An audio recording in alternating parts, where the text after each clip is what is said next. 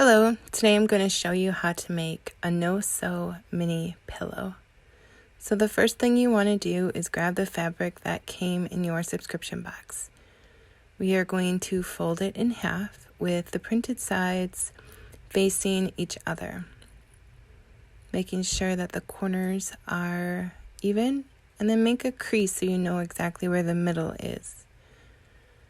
We are going to open up the fabric and we're going to take glue and we're going to put glue all the way around 3 sides. Just a very thin line of glue. I am using a fabric glue. If you don't have fabric glue, and just an all-purpose glue will work also. Trying to get the glue all the way as close to the edge as you can, and make sure that you have glue in all the areas so we don't have a hole when we flip it inside out.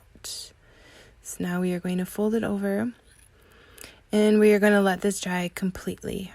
I like to put it on something really heavy on top of it until it dries.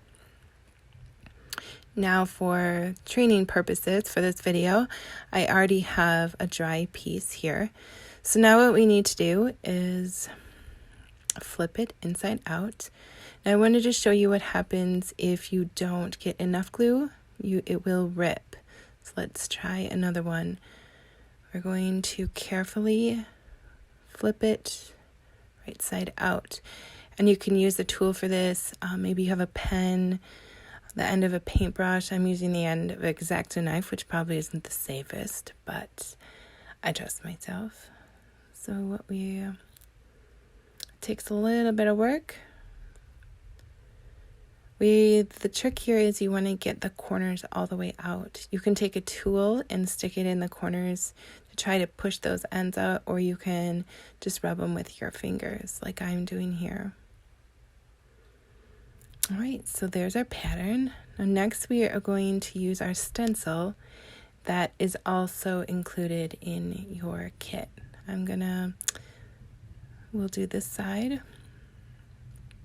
All right, now grab your stencil. Now, mine's blue because I've already used it, so know that these are reusable. And the trick here is you want to get it as flat as you can. And you want as little paint. You don't need a lot of paint. And we are going to dab straight up and down. You definitely don't want to go sideways because the stencil is pretty small and you don't want it to bleed. So very little paint and pretty light brushes, brush strokes. If you want to practice on some throwaway material or even paper, I would suggest that. But again, remember, you don't need a lot of paint. All right, so we're just going to dab here. And then we're going to carefully peel it away. You can use any color you'd like. So voila! So cool. And here you can see my printed piece. I did use, and here's a piece that you definitely will see what happens if you push too hard or use too much paint. And for this design, I did use a black Sharpie and I just did a few outlines. It's totally optional. All right, so next we are going to take our pillow and we are going to stuff it. Make sure that these corners are out. All right, so we'll stuff this one. And also included is some stuffing for you. The trick here is you want to get just the right amount of stuffing. Too much stuffing and you won't be able to close it. And not enough stuffing, your pillow will just, not look as good. So you want to get just the right amount. This is going to take a little bit of work to get it perfect. So we're going to shove that batting down all the way into the corners too. And we'll stick a little more in so I can show you what it looks like when you have too much. When you have too much, you're going to have a really hard time folding the corners. So let's take a little out. And then you're just going to work the fabric down I like to roll it with my fingers all the way in. Again, this will take a little bit of practice. This is probably the hardest part of this whole project. Just roll it down until you feel like you have it perfect. You want to try to accomplish square corners like your other end. My friend said, why don't we just sew it? You could sew it if you want. This to me is just a lot easier.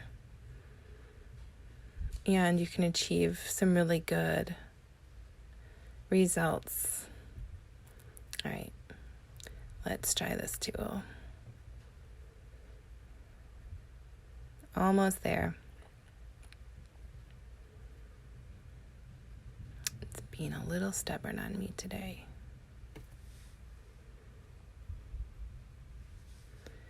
All right, I think I'm almost there. Just these little corners just on the side. There we go. Finally. So now what we're going to do is just glue it using our fabric or all-purpose glue again.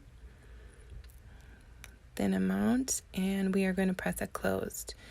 Now if you're like me and you don't want to sit here and wait for the glue to dry, I love to use these clips that I have on my other pillow.